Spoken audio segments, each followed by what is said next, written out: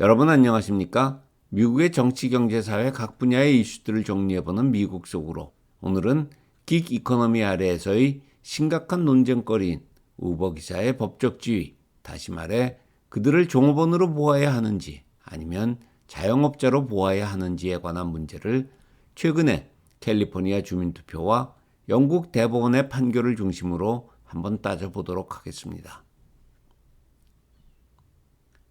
긱 이코노미는 기업들이 정규직보다 필요에 따라 계약직 혹은 임시직으로 인력을 충원해서 사용하는 경제 현상을 뜻하는 말입니다. 긱은 1920년대 미국에서 재즈의 인기가 높아졌을 때 업주들이 단기 계약을 맺고 고용한 재즈 연주자들을 칭하는 단어였습니다. 이후 긱은 1인 자영업자를 뜻하는 단어로 사용되어 오다 최근에는 개인 모바일폰과 애플리케이션이 활성화되면서 디지털 시장에서 형성된 플랫폼 근로자를 일컫는 단어로 고착화되었습니다. 우버는 오늘날 긱경제를 대표하는 기업 중의 하나입니다. 우버 사업의 본질은 승객, 화물, 음식의 배달입니다. 그런데 우버는 이 배달 사업의 중심에 있는 기사를 직접 고용하는 대신 차량을 소유한 기사와 파트너라는 이름으로 계약을 맺고 자신들이 개발한 앱을 통해서 고객과 기사를 연결시켜주는 역할을 수입 모델로 삼고 있습니다. 자유경제 시장 아래서 긱경제도 수요와 공급이 만나는 지점에서 모두 거래가 이루어집니다. 다시 말하면 우버는 우버대로, 기사는 기사대로, 또 승객은 승객대로 좋은 점이 있기 때문에 우버라는 모델이 빠르게 성장할 수 있었습니다. 풀타임 우버 기사를 2년 가까이 해본 사람으로서 먼저 우버의 장단점을 열거해 보겠습니다. 첫째, 출퇴근 시간이 자유롭습니다. 내가 일하고 싶으면 집에서 나와서 우버 앱을 켜면 되고 일하다 배고프거나 자고 싶으면 우버 앱을 끄면 그만입니다. 그 누구도 뭐라고 간섭하지 않습니다. 내 위에 보스가 없다는 것은 좋은 직장이라는 의미입니다. 둘째, 저 같은 은퇴자에게는 더없이 좋은 직장입니다. 사실 나이 든 사람에게 주어지는 일자리는 사무직보다 단순 노무직이 많습니다. 문제는 나이가 들면 결국 체력도 떨어지게 마련이라 웬만한 직장에서 매일 40시간씩 풀타임으로 일한다는 것은 그리 쉽지 않습니다. 따라서 운전하는데 그렇게 무리가 없는 사람이라면 우버는 좋은 직장이 될 수 있습니다. 셋째, 이건 사람마다 다를 수도 있는 이유이지만 저는 천성적으로 사람 만나는 것을 좋아하고 안 가본 곳을 가는 것에 흥미가 있습니다. 특히 포틀랜드는 자연경관이 멋진 곳이라 가끔 만나게 되는 승객 덕분에 우버를 하지 않았다면 절대로 가볼 수 없는 곳까지 구경할 수 있었습니다. 그러나 이러한 장점에도 불구하고 우버 기사의 수입은 비참할 정도로 적습니다. 따라서 우버를 진지하게 직업으로 생각하는 사람, 특히 돈을 많이 필요로 하는 젊은 세대에게는 우버는 결코 좋은 직장이 될 수 없습니다. 오늘날 우버로 대표되는 플랫폼 근로자들의 상황은 우버 기사와 크게 다르지 않습니다. 그들은 대체로 최저임금도 안 되는 수당을 받기 때문에 그 부족분을 장시간 일하는 것으로 채울 수밖에 없습니다. 더 큰 문제는 자영업자로 분류되기 때문에 종업원에게 주어지는 법적인 혜택인 오버타임 수당, 헐리데이 수당, 사용자 몫의 소셜 시큐리티 메디케어 텍스, 실업보험, 산재보험, 건강보험 등의 혜택을 전혀 받지 못하고 있다는 것입니다. 결국 이런 사정을 감안하여 진보적 색채가 강하고 마이너리티 근로자가 많이 살고 있는 캘리포니아가 제일 먼저 이 문제를 해결하는 데 앞장을 섰습니다. 즉 캘리포니아 의회는 2019년 9월 어셈블리 빌 5, AB5라는 법안을 통과시키고 대다수의 긱 이코노미 근로자들이 종업원의 법적 지위를 누릴 수 있도록 만들어 주었습니다. 따라서 캘리포니아의 우버 기사는 2020년부터 더 이상 우버와 독립계약을 한 자영업자가 아니라 우버라는 테크놀로지 컴퍼니의 종업원으로 대접을 받게 된 것이었습니다. 그러자 우버는 그렇게는 못하겠다며 캘리포니아에서 철수하겠다고 엄포를 놓았습니다. 지금도 적자인데 어떻게 우버 기사에게 종업원에 상응하는 각종 혜택을 제공할 수 있겠냐는 것입니다.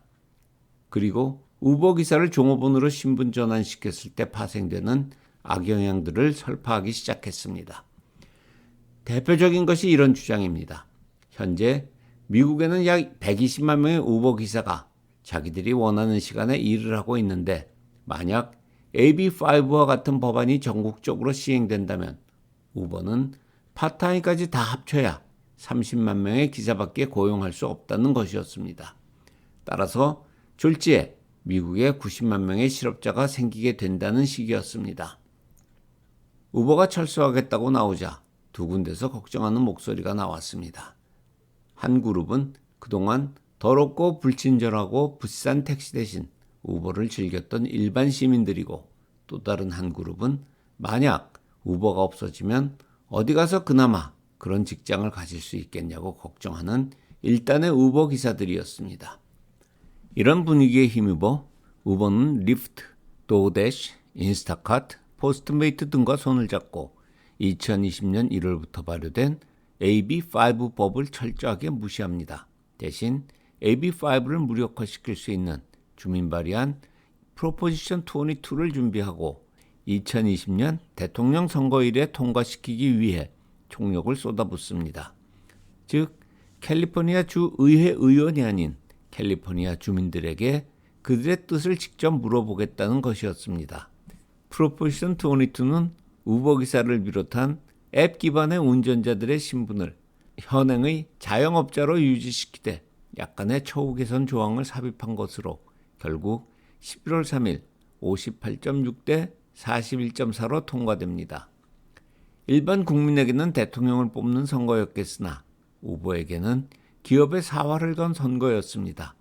우버 연합군은 홍보비로만 약 2억 불, 한국 돈으로 약 2천억 원 이상을 썼는데 이것이 얼마나 우버에게 중요한 투표였는지 이 주민 발의안이 통과될 것 같다는 전망이 나올 무렵 우버의 주가는 단숨에 30%가 뛸 정도였습니다. 어쨌거나 캘리포니아 주민투표의 결과는 AB5와 유사한 법안을 준비하던 이웃의 주의회들, 예를 들어 오리건주의 경우처럼 이 이슈를 관망하는 자세로 돌아서게 만들었습니다. 그러나 우버는 미국에서 한숨을 돌리자마자 영국에서 아주 나쁜 소식을 접해야 했습니다. 지난 2월 19일 영국의 대법원은 최저임금과 유급 휴가 등을 보장하라며 우버를 상대로 소송을 제기했던 우버기사 25명의 손을 들어주면서 우버기사는 자영업자, 셀프 인플로이드가 아닌 종업원, 워커이라고 확실하게 못 박았습니다. 사실 이 판결은 2016년 런던의 고용법원에 처음 제기되었던 것의 최종 판결인데 그동안 우버는 계속해서 하급 법원에서 패소를 이어오고 있었습니다. 그동안 우버는 영국 법원에서 이런 주장을 해왔습니다. 우버 기사와 같은 플랫폼 근로자에게 기존 경제 질서 아래서 존재했던 전통적 근로자의 개념을 적용하면 안 됐다.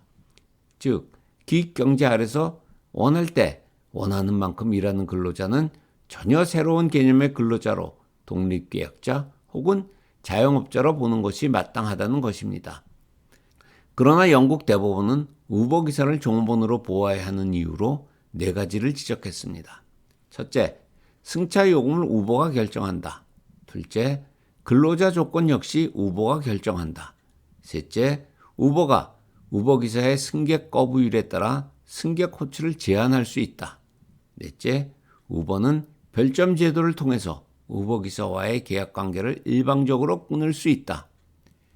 이런 환경 등을 종합해 볼 때 우버 기사는 우버가 하라는 대로 할 수밖에 없는 종업원에 불과하다는 것이 영국 대법원의 판단이었습니다. 우버는 이날의 결정을 25명에 국한된 문제라고 강조하고 있지만 시장은 이 사실을 그렇게 간단하게 보지 않는 것이 당장 주가가 많이 내려앉았습니다. 이 결정이 향후 미국과 전 세계 우버 기사에게 어떤 영향을 미칠지는 아직 알 수 없지만 하여튼 분명한 것은 우버 기사, 더 나아가 플랫폼 근로자의 법적 신분에 대한 논쟁은 앞으로도 계속해서 이어질 것 같습니다. 오늘 준비한 영상은 여기까지입니다. 도움이 되셨다면 저의 새로운 구독자가 되어주시기 바랍니다. 감사합니다.